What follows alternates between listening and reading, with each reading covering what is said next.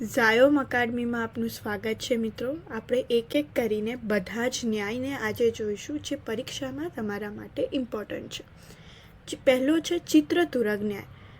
મે 21 અને માર્ચ 23માં પૂછાયેલો છે. ખૂબ જ ઇમ્પોર્ટન્ટ ન્યાય છે. આના ઉપરથી તમને MCQs પણ પૂછાતા હોય છે એક્ઝામમાં. તો ચાલો આપણે જોઈએ ચિત્રતુરગ ન્યાય. તો ચિત્ર એટલે શું? આંગણા ઉપર કે ભીત ઉપર દોરેલું ચિત્ર. તુરગ એટલે ઘોડો, અશ્વ. તો કાગળ ઉપર કે ભીત ઉપર દોરેલા અશ્વના નામ પરથી આ ન્યાયની કલ્પના કરવામાં આવી છે. એક વાસ્તવિકતા પ્રમાણે કાગળ અથવા ભીત પર દોરેલો અશ્વ ઘોડો દેખાવ અને રૂપરંગથી વાસ્તવિક અશ્વ જેવો જ હોય છે. જેને ઘોડા વિશે નથી ખબર, જેણે આજ સુધી ઘોડો નથી જોયો, એ આ ચિત્ર ઉપરથી પણ ઘોડાને જોઈને જ્યારે રિયલમાં ઘોડો જોશે ત્યારે એને સમજાશે, ઓકે આ તો એ જ પ્રાણી છે જે મેં એક દિવસ ચિત્રમાં જોયું હતું. એટલે કે કોઈને ઘોડો સમજાવવો છે તો રિયલ ઘોડાને, વાસ્તવિક ઘોડાને લાવવાની જરૂર નથી. આપણે એને ચિત્ર ઉપરથી પણ બતાવી શકીએ છીએ. જેવું આપણી સાથે નર્સરીમાં કરતા હતા જ્યારે આપણે સ્કૂલમાં હતા. સ્કૂલમાં શું કરતા ટીચર કે જ્યારે દેશી હિસાબ ભણાવતા, બરાબર, તો દેશી હિસાબમાં અસલી ઘોડો, કાગડો કે અસલી કેક કે એપલ એવું નહોતું, એ ચિત્ર હતું. પણ જ્યારે ચિત્રમાં દોરેલું સફરજન બાળક જોવે છે અને પછી વાસ્તવિક સફરજન બાળક જોવે છે ત્યારે તે યાદ કરે છે, ઓકે ચિત્રમાં જે મેં જોયું હતું એને સફરજન કહેવાય, આવું જ કંઈક હવે હું વાસ્તવિક જોઈ રહ્યો છું તો આ પણ સફરજન છે.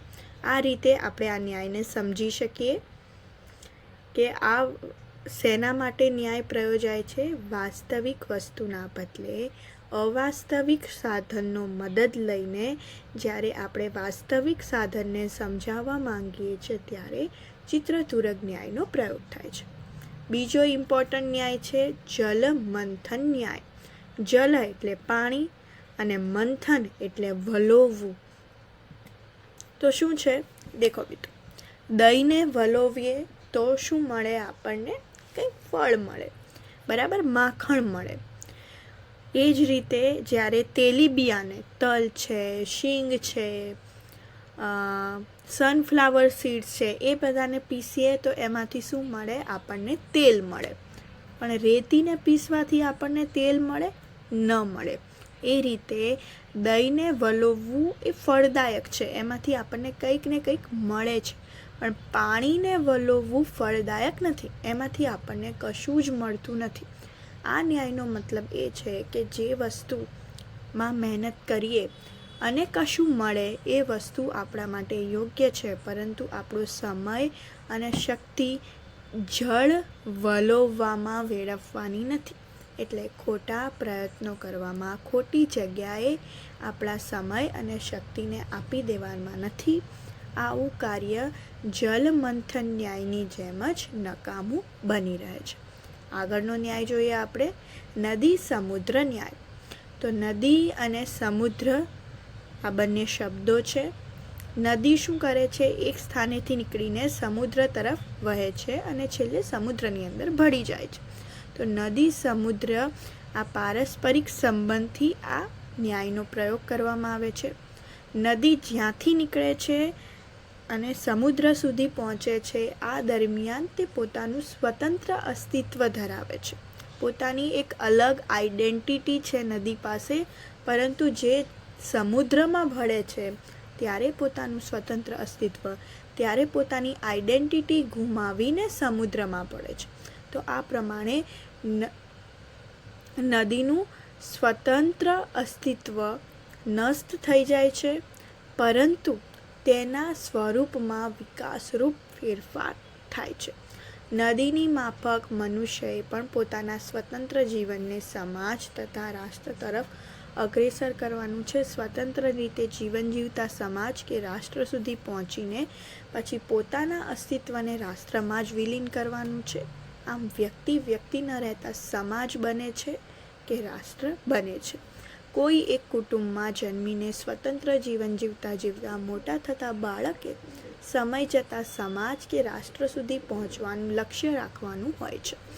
તેને જ્યારે સમાજ કે રાષ્ટ્રરૂપી ધ્યેય પ્રાપ્ત થઈ જાય ત્યારે એણે પોતાની જાતને રાષ્ટ્ર માટે સમર્પિત કરી દેવી જોઈએ અને પોતે સમગ્ર રાષ્ટ્ર જ છે એમ માનીને ચાલવું જોઈએ. આ પ્રમાણે દેશમાં વસવાટ કરતા પ્રત્યેક નાગરિક જો જીવન કાર્ય કરે તો જે રીતે નદીના સમુદ્રમાં સમાઈ જવાથી સમુદ્ર હંમેશા સમૃદ્ધ બને છે તે રીતે આપણું રાષ્ટ્ર પણ સમૃદ્ધ બને. મિત્રો, અહીંયા એ વાત કરવામાં આવી છે કે નદીની જે સ્વતંત્રતા છે એ સમગ્રપણે નષ્ટ નથી થતી, પરંતુ નદીનું સ્વરૂપ બદલાય છે. એમ જ્યારે પણ આપણે આપણાથી મોટા સમુદાયમાં ભળીએ છીએ, આપણે આપણા કુટુંબથી આગળ જિલ્લો, રાષ્ટ્ર, ઠીક છે, આખા વિશ્વના નાગરિક બનીએ છીએ ત્યારે આપણી સ્વતંત્રતા આપણે ગુમાવી નથી બેસતા, પરંતુ એનું સહેજ સ્વરૂપ બદલાય છે. આપણે વિશાળકાય સમુદાયમાં ભેગા થઈએ છીએ, આપણે પણ સમૃદ્ધ બનીએ છીએ અને જે તે સમાજ રાષ્ટ્રને પણ સમૃદ્ધ બનાવીએ છીએ. હવે આગળનો ઇમ્પોર્ટન્ટ ન્યાય છે રજ્જુ સર્પ ન્યાય. તો રજ્જુ એટલે દોરડું અને સાપ એટલે સર્પ. તો અંધારામાં પડેલા દોરડામાં માણસને સાપ અને સાપમાં દોરડાની ભ્રાંતિ થાય છે. જ્યારે અંધારું હોય અને કોઈ દોરડું પડ્યું હોય તો પણ આપણને શું લાગે કે કદાચ સાપ હોઈ શકે, અને કદાચ કોઈકની આવન જાવનથી અથવા તો ભારે પવન આવવાથી એ હલવા પણ લાગે તો આપણને પાક્કી ભ્રાંતિ થઈ જાય કે નક્કી આ સાપ જ હોય. તો સાચી અને ખોટી હકીકત વચ્ચે અંતર મોટું હોય, પણ જો અંધારું આવી જાય તો એ અંતર ઘટી જતું હોય છે. દોરડા અને સાપ આપણે અજવાળામાં જોઈએ તો આપણને ફરક દેખાય કે ઓકે, દોરડું છે, સાપ છે, પરંતુ જ્યારે અંધારું હોય છે ત્યારે એ ફરક દેખાતો નથી. ઠીક છે. તો આમ ન બને એ માટે માણસે શું કરવું જોઈએ? આમ ન બને એ માટે માણસે પ્રકાશનો આધાર લેવો જોઈએ.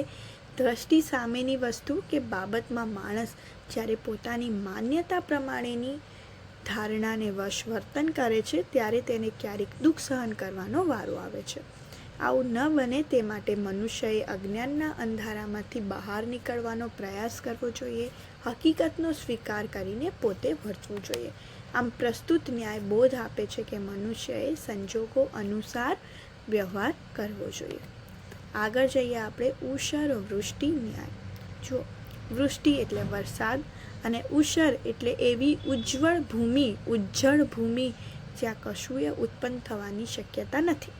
બે પ્રકારની ભૂમિ હોય, ઉર્વરા ભૂમિ જેમાં બધું જ ઉગી શકે, અને ઉષર ભૂમિ ખારાશવાળી જમીન જેને આપણે કહીએ છીએ જેમાં કશુંય ઉગી ન શકે.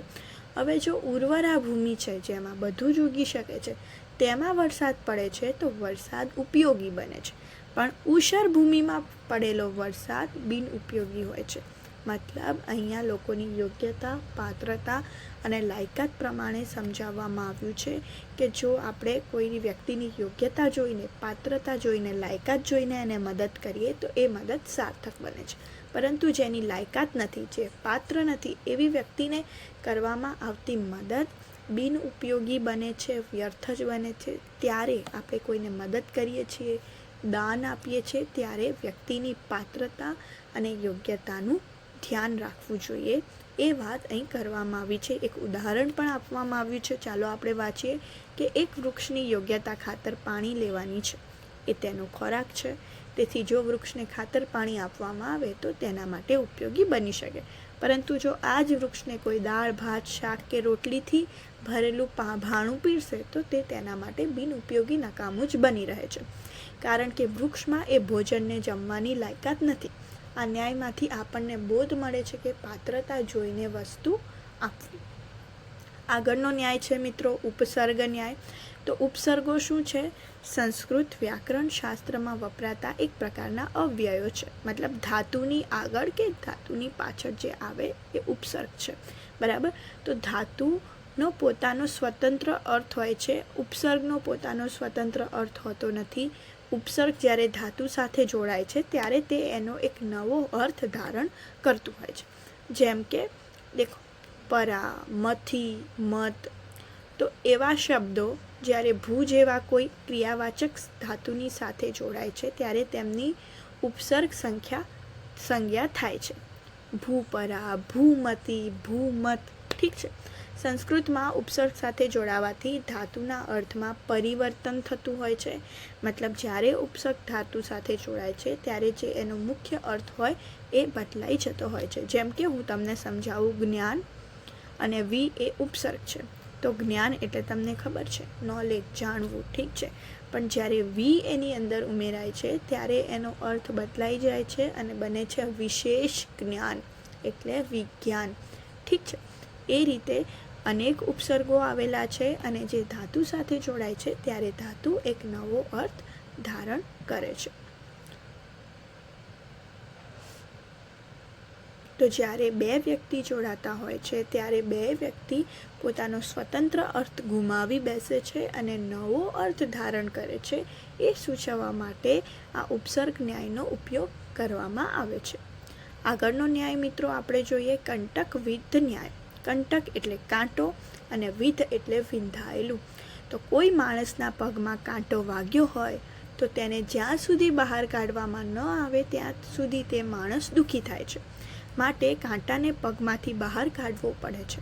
કાંટાથી જ કાંટો નીકળે છે. આ ઉપરથી આ ન્યાય પ્રચલિત બન્યો છે. મિત્રો, કાંટાને કાઢવા માટે પણ આપણે કાંટાનો ઉપયોગ કરવો પડ્યો છે. એક કહેવત છે, દુશ્મનને મારવા માટે પણ દુશ્મનની જરૂર છે. એ રીતે કાંટાને કાઢવા માટે પણ જેમ કાંટાનો ઉપયોગ થાય છે, એટલે કે એ વખતે પણ માણસને પીડા ભોગવવી પડે છે. કાંટો નીકાળતી વખતે દુઃખ સહન કરવું પડે છે, ત્યારે એ કાંટો નીકળે છે. આ વસ્તુ દર્શાવવા માટે આ કંટક વિધ ન્યાયનો ઉપયોગ થાય છે. જેમ કે લોહ એટલે કે લોઢું ખૂબ જ મજબૂત ધાતુ છે. તેને કાપવા માટે પણ આપણે લોખંડની જરૂર પડે છે. સાપના ઝેરમાંથી જ સાપનું ઝેર ઉતારવાની દવા બનતી હોય છે. આ રીતે જેનાથી દુઃખ પ્રાપ્ત થયું છે તે જ દુઃખને દૂર કરનાર બનતું હોય છે. તો માણસને પીડા આપનાર કાંટો તેને લાભકારક પણ બને છે. જે ઝેરમાં માણસનું જીવન સમાપ્ત કરવાની તાકાત છે તે જ ઝેર માણસના જીવનને પણ જીવન બક્ષતું હોય છે. તેથી આ ન્યાય આપણને શું સમજાવે છે કે અમુક બાબત નુકસાન કરે છે તેમ માનીને હંમેશ માટે નાશ કરવાની મૂર્ખતા માણસે કરવી જોઈએ નહીં. તો મિત્રો, આ આપણા ન્યાય હતા. ખૂબ જ મહત્ત્વના ન્યાય છે. તમે આ તૈયાર કરી લેજો. આપણી યુટ્યુબ ચેનલને સબસ્ક્રાઈબ કરી દેજો, જેથી આવા જ જ્ઞાનપૂર્વકના વિડીયો, વિશેષ વિડીયો, પરીક્ષાના ઉપયોગી વિડીયો આપ સૌ સુધી પહોંચતા રહે. ધન્યવાદ.